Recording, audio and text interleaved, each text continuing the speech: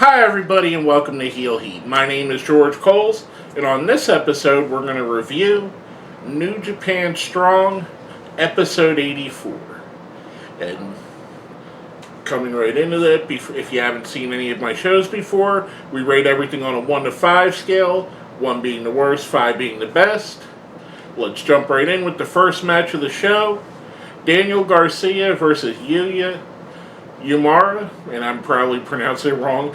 And it's funny because I was watching along, and it seems that every time I watch one of his matches, he's awesome, by the way, the announcers seem to pronounce it 2 or 3 different ways, which Kevin Kelly pronounces it different than Ian Riccaboni's pronounced it, and Ian pronounces it different than Alex Kozlov's pronounced it.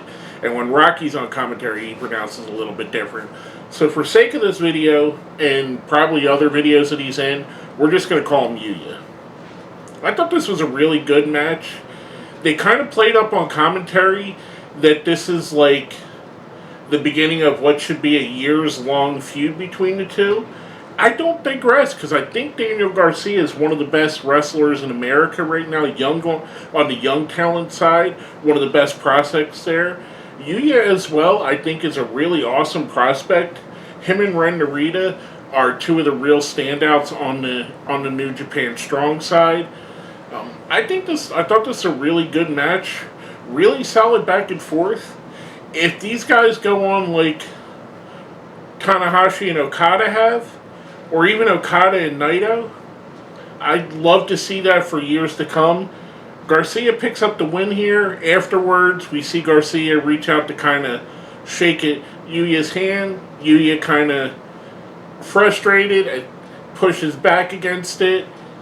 Some pretty cool match. I liked it. Daniel Garcia, like I said, picked up the win here. I'm going to give this match a 4. I thought it was really solid.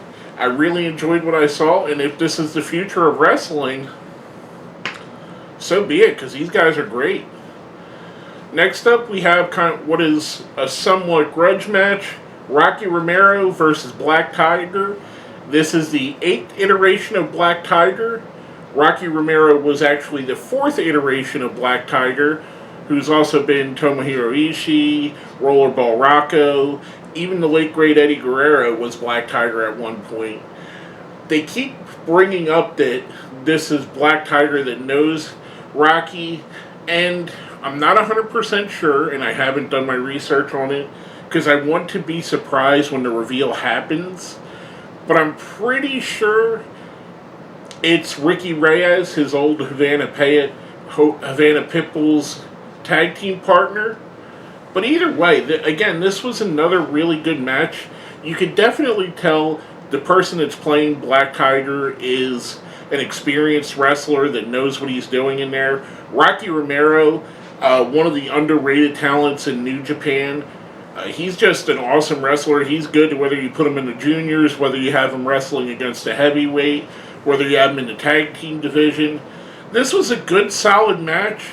Wrestled a little bit differently. A lot of counters were involved in this match, playing up again the fact that these two supposedly know each other.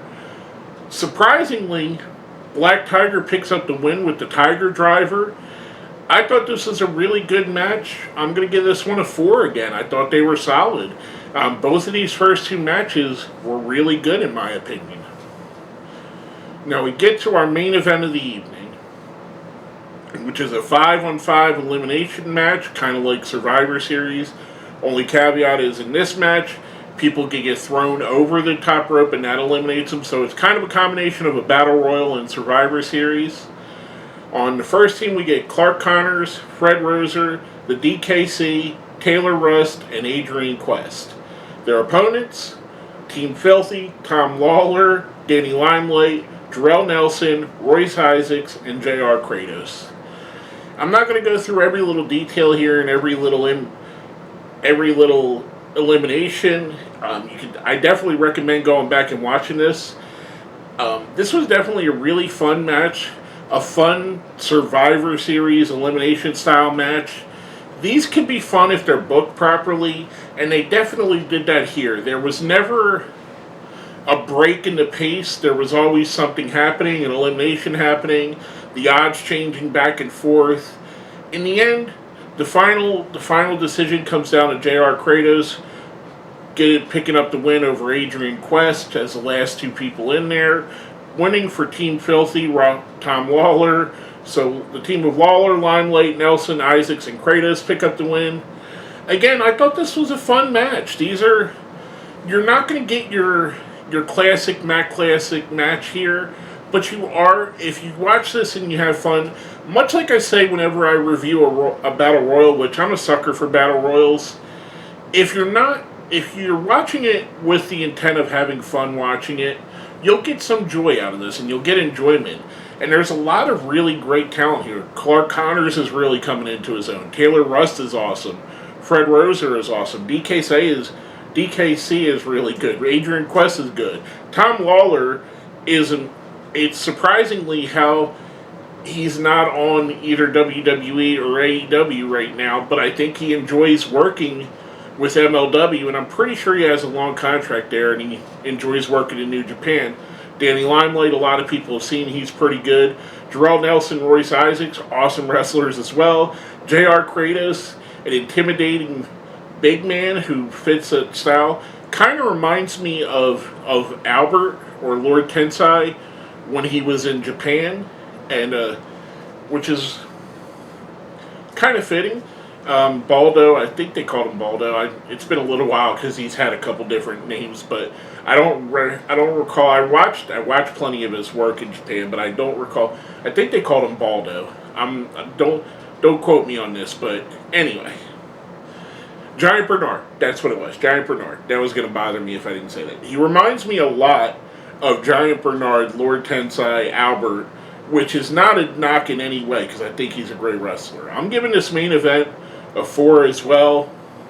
All in all, it was a very enjoyable show, very fun. This is a reason why I decided to add this into my reviews every week, because I wanted to review something that's active as it's happening. My other reviews are for historical stuff. So, this show to me, week in and week out, it's one of the most fun shows to watch. It's a fast hour. The matches are always good. You always have some fun stuff in there, and you get to see the future of New Japan Pro Wrestling and what New Japan can do in America, which I think is awesome. I love the New Japan product. I'm a really big fan of their product. I wish that I worked a job where I could watch everything they do live. Unfortunately, I don't. A lot of it I have to watch on tape delay or later on in the day. But I really would love to because their product is awesome. But anyway, I'm going way off the rails here. With all that being said, like I said, I give the entire show a 4. Really solid show. If you're not watching New Japan Strong every week, you really should be. Especially if you're a wrestling fan, and I know you're a wrestling fan if you're watching this video. But anyway, I digress. Please smash the like button, share, comment, subscribe if you haven't subscribed and you like what we're doing here. And if you watch this video this long, all the way to the end, I know you like what we're doing, so put an 84 down in the comments for the episode number here. With all that being said, my name is George Coles, and this has been another review of New Japan Strong.